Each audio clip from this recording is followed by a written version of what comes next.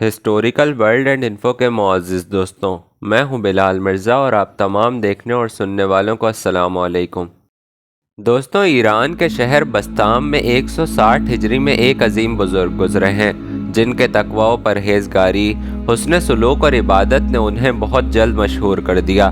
ان کی عبادت کا چرچا لوگوں میں یوں تھا کہ جب بھی وہ عبادت کرتے تو خوف کے سبب آپ کی ہڈیوں سے چرچراہٹ کی آواز نکلتی تھی۔ ناظرین گرامی، وہ سلطان العارفین غوث زماں حضرت بایزید بستامی رحمت اللہ علیہ تھے۔ طبقات صوفیہ صفحہ نمبر 47 اور سمندری گنبد صفحہ نمبر 11 پر حضرت بایزید کا ایک مشہور واقعہ کچھ اس طرح بیان کیا گیا ہے۔ حضرت بایزید بستامی رحمت اللہ علیہ فرماتے ہیں کہ ایک دفعہ عبادت الہی میں مشغول تھا کہ میں نے یہ ندا سنی کہ درسمان کی طرف چل اور عیسائیوں کے ساتھ ان کی عید اور قربانی میں حاضر ہو جا۔ مجھے بہت عجیب محسوس ہوا۔ عبادت میں میری آنکھ لگ گئی تو خواب میں بھی مجھے کسی نورانی شکل والے شخص نے کہا کہ اے بایزید، درسمان جا اور عیسائیوں کی عید میں شامل ہو جا۔ خیر، میں نے اللہ کا ذکر کیا اور عیسائی راہب کا لباس پہن کر زنار باندھ کر نکل پڑا۔ اگلی صبح میں درسمان پہنچ گیا۔ وہاں عیسائیوں کی عید کا دن بے حد خوشی اور مسرت سے منایا جا رہا تھا۔ یہاں پر ایک بہت بڑا اجتماع منعقد کیا گیا تھا جہاں پورے ملک سے عیسائی راہب اپنے بڑے پادری کی مجلس سننے کے لیے جمع تھے۔ حضرت بایزید بستامی رحمت اللہ علیہ فرماتے ہیں کہ میں نے بھی چونکہ راہب کا روپ دھار رکھا تھا اور بالکل ان جیسا ہی دکھ رہا تھا، اس لیے میں بھی اس مجلس میں بیٹھ گیا۔ جب بڑا راہب مجلس میں آیا اور منبر پر بیٹھا تو ہر طرف خاموشی چھا گئی۔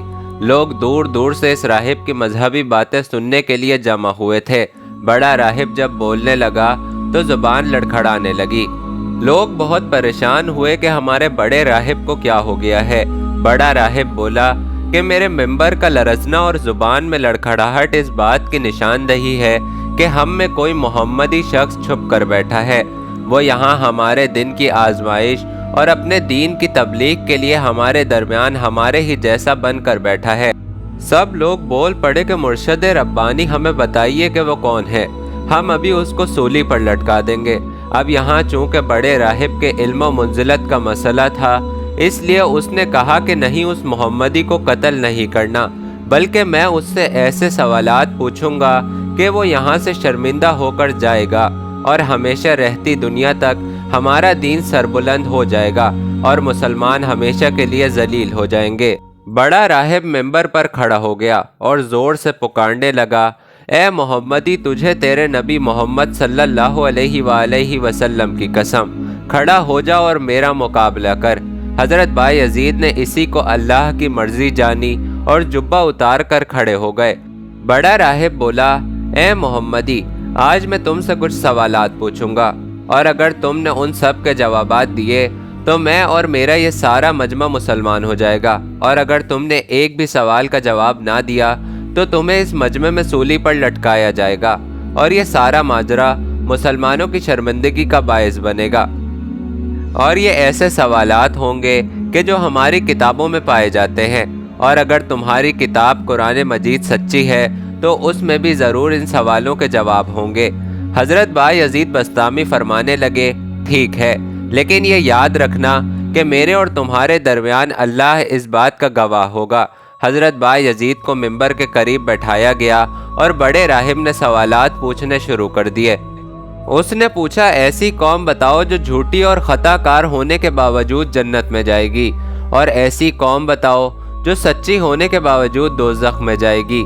حضرت بایزید فرمانے لگے، وہ جھوٹی قوم جو جنت میں جائے گی وہ یوسف علیہ السلام کے بھائی اور ان کی آل اولاد ہیں کہ اللہ تعالیٰ نے ان کی خطا معاف فرما دی، اور وہ سچی قوم جو دوزخ میں جائے گی وہ یہود و نصارہ کی قوم ہے، کیونکہ وہ دونوں ایک دوسرے کے دین کو جھوٹا کہنے میں سچے ہیں۔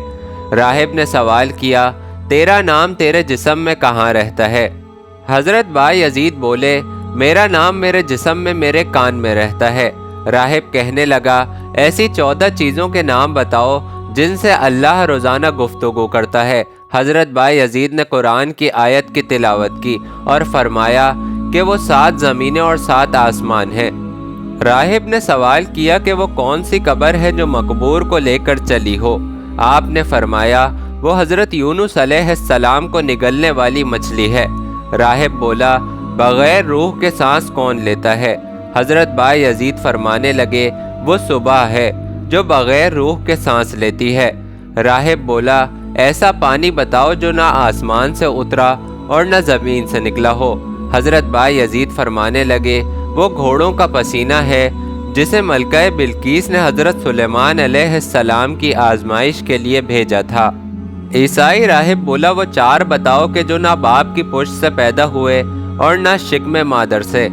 حضرت بایزید بسطامی فرمانے لگے وہ اسماعیل علیہ السلام کی بجائے ذبح ہونے والا دمبا، صالح علیہ السلام کی اونٹنی، حضرت آدم علیہ السلام اور حضرت حوا علیہ السلام ہیں۔ عیسائی راہب بولا پہلا ناحق خون کس کا تھا؟ حضرت بایزید کہنے لگے وہ آدم علیہ السلام کے بیٹے حابیل کا خون ہے جسے بھائی قابیل نے قتل کیا تھا۔ راہب کہنے لگا وہ کون سی چیز ہے جسے اللہ تعالیٰ نے خود پیدا فرمایا اور خود ہی خرید لیا؟ وہ جسے اللہ تعالیٰ نے پیدا فرمایا اور پھر خود ہی اسے ناپسند بھی فرمایا ہو، ایسی کون سی چیز ہے؟ ایسی کون سی چیز ہے جسے اللہ تعالیٰ نے خود پیدا کیا اور پوچھا ہو کہ یہ کیا ہے؟ حضرت بایزید بسطامی فرمانے لگے وہ چیز جو اللہ تعالیٰ نے پیدا فرمائی پھر اسے خرید لیا وہ مومن کی جان ہے، اور وہ چیز جو اللہ تعالیٰ نے پیدا فرمائی پھر اسے ناپسند فرمایا ہو وہ گدھے کی آواز ہے، اور وہ چیز جو اللہ تعالیٰ نے پیدا فرمائی اور پھر اسے برا کہا وہ عورتوں کا فریب ہے، اور وہ چیز جو اللہ تعالیٰ نے پیدا فرمائی ہو پھر پوچھا ہو کہ یہ کیا ہے وہ موسیٰ علیہ السلام کا عصا ہے۔ راہب کہنے لگا سب سے افضل دریا کون سے ہیں؟ افضل پہاڑ کون سا ہے؟ جانوروں میں افضل کون ہے؟ مہینوں میں افضل کون سا ہے؟ اور تاما کون سا دن ہوگا؟ حضرت بایزید بسطامی رحمت اللہ علیہ فرمانے لگے افضل دریا وہ سیہون، جیہون، دجلہ، فرات اور نیل مصر ہیں۔ سب پہاڑوں سے افضل کوہ طور ہے، اور سب جانوروں سے افضل گھوڑا ہے، اور سب مہینوں سے افضل مہینہ رمضان ہے، اور تاما قیامت کے دن کو کہا جاتا ہے۔ راہب پوچھنے لگا ایسی چیز بتاؤ جو بے جان ہو لیکن اس نے تمہارے بیت اللہ کا طواف کیا ہو۔ ایسی 4 چیزیں بتاؤ کہ جن کا رنگ اور ذائقہ مختلف ہو لیکن جڑ پھر بھی ایک ہو۔ آنکھ، منہ، ناک اور کان کے پانی کا ذائقہ کیا ہوتا ہے؟ حضرت بایزید بسطامی رحمت اللہ علیہ فرمانے لگے وہ چیز جو بے جان ہو اور بیت اللہ کا طواف کیا ہو وہ نوح علیہ السلام کی کشتی ہے۔ تم نے وہ 4 چیزیں پوچھی ہیں جن کا رنگ اور ذائقہ مختلف ہے حالانکہ جڑ ایک ہے۔ وہ آنکھیں، ناک، منہ اور کان ہیں کہ مغز، سر ان سب کی جڑ ہے۔ آنکھوں کا پانی نمکین ہے اور منہ کا پانی میٹھا ہے، اور ناک کا پانی ترش ہے اور کانوں کا پانی کڑوا ہے۔